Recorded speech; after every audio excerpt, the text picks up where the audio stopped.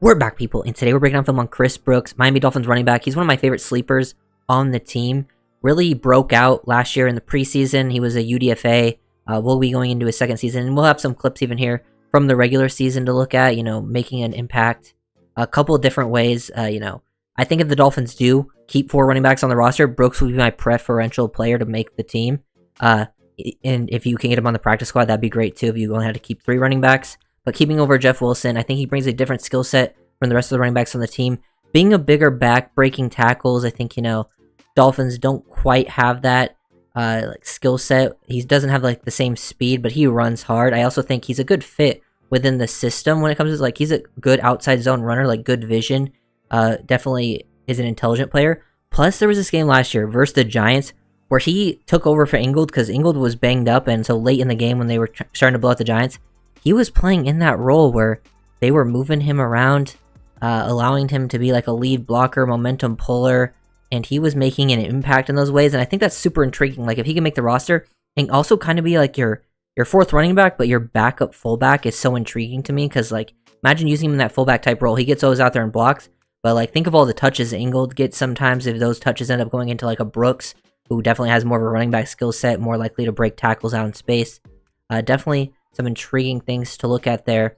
And then it was just in these preseason clips, he was the preseason breakout player last year. That's why I'm thinking if the Dolphins do cut him after the preseason, which I do expect him to have a pretty good preseason again. He's gonna get a lot of touches. He's gonna be that guy in the preseason, and he showed what he could do last year in that time. I expect he would probably get picked up, most likely, so then he wouldn't be on the practice squad.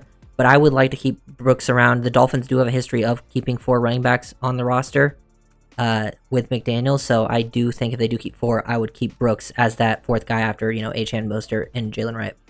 But here, working off the puller, he can definitely do some stuff off gap scheme. I think, be better than some of the gap scheme that some of the other running backs work because they're more of zone runners. But just good job pressing up on his blocks here. He sees that this guy's coming to set the edge. He wants to work off the back of 77 and pull this. But since he presses up into this hole, into this junk, this guy starts to slow down his momentum at the second level. He cuts inside. And once he does that, boom, open up your hips, bounces to the outside, get out there. And then look at him just bully this guy. Absolutely throws him out of the way, throws him into the DB. That's a linebacker too. And then just throws him to the DB, takes him out of the play. Just grown man strength. Definitely one of the hardest runs of the season. Didn't get too much work after this because he ended up getting, I think, hurt basically in that game, which slowed down his season, which was unfortunate. But I do think he's an intriguing guy to keep on the roster. Doesn't have that burst or speed you're looking for, but he does on those zone runs like this. Here's that wind back toss, him finding that cutback lane, really good vision, wind this back, see this cutback lane here, but then once he gets back into it, really get back on his path, his landmark to, curve this back to the outside. Great vision at the second level, feels it, and just making big plays in these late games, when he got to work as, just the late game back versus tired down defenses. He definitely showed out. And he just breaks tackle too. Bigger back comparatively. That's why we're going to see some fullback reps here, because he can go out there and not be a full-time fullback, but giving you some pseudo reps there a couple times, and then you can maybe give him the ball on some of those things Ingold usually would get the ball on, the seam rail slide. I think that'd be intriguing for him. And then here, good recognition. This defensive tackle is able to, basically reset the line of scrimmage, push up here, and they set this pretty widely, and he presses up just enough, and then boom, hits this hole hard, gets skinny through the hole, breaks the tackles of 50, and then just continues to fight, fall forward with multiple different guys. So those are things I definitely value, is guys with contact balance, play strength, who can constantly fight for extra yards, especially because I think the Dolphins kind of miss that at the running back position sometimes. They have some big-time playmakers, and then guys who are just quick processors, decision makers. Brooks definitely has that. I think he showed it on film. That was something he always had. It's just not the most explosive, but he recognized this guy, this D tackle, cutting inside leverage, both across here, across the face, and then boom, once he gets it, make a quick decision. This was also a 3rd down run, a 3rd and a few here, and he meets the second level defender a yard short of the 1st down, and he just runs through him, picks up the 1st down very easily, which I love to see. And then this stuff is just so intriguing. Him being used as a puller, that's an edge, a defensive end, and he pancakes him. That's and this was the only time he really got to do this throughout the season was the Giants game. The few reps he got to do, and he looked pretty good on that rep, and he only really got probably 4 or 5 blocking reps in this game. And none of them were like terrible. Like the other ones weren't as great as this play, but there were some other ones that were solid or just, at least decent enough average types of plays, which is good. Here's another example of him going out and leading, getting involved, putting hands on people. Could probably even, work on technique, like, not being used to this stuff, so can even get more improved, but like seeing the nastiness behind it, definitely great. Here's another example of him just leading out in space, blocking a DB on a toss play, on those like lead momentum tosses, so that's really nice to see.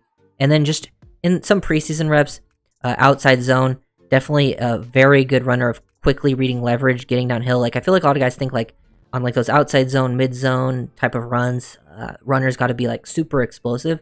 But a lot of times like these bigger one cut style backs, if they have good vision, actually fit well in the scheme because they get downhill in a hurry and they just don't have to think too long, and then boom, make a very quick decision, make one little cut, make a guy miss, and he definitely looks good on these steps run. That here's the lead, finding the cutback on the next play. This was like back to back. There was some holding going on, but he makes a guy miss, stays lateral. He does a good job of staying square too, stiff arming, making guys that divert his feet, picking them up, doing a lot of little things, and then fighting for extra yards with some pretty good upper body. Like he runs into momentum very, very well and continuously fights for that extra yardage, like on plays like this.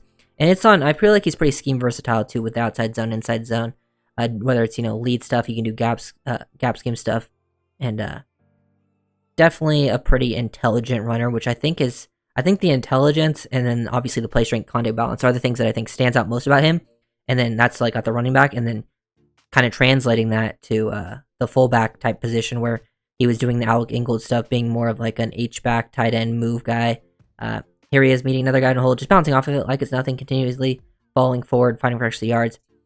He's also used as a receiver a little bit, not like go out and run routes, but like used in the screen game or down in the flat a couple times in the preseason. And he made plays there too, so that's just another added value to his game. And honestly, to me, like, Dolphins have a very good running back for him. He might not make the team, it is what it is. I could see him latching onto someone's like team, being their running back 3 if it isn't for the Dolphins, and still being like a decent player at the NFL level. I feel like he's one of those underrated guys to keep an eye on.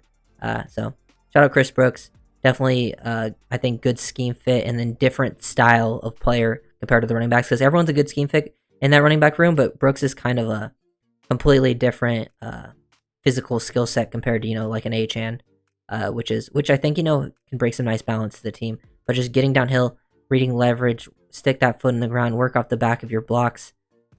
21 filling up here, you want to get back to 50, and he gets skinny through the hole, showing off some fluidity, and then falling forward after contact for an extra, how many yards, and then just down in the red zone, continuously working through arm tackles, fighting, getting in the end zone. He was picking up touchdowns a decent amount in the preseason, so definitely a fan of what Chris Brooks will bring to the team.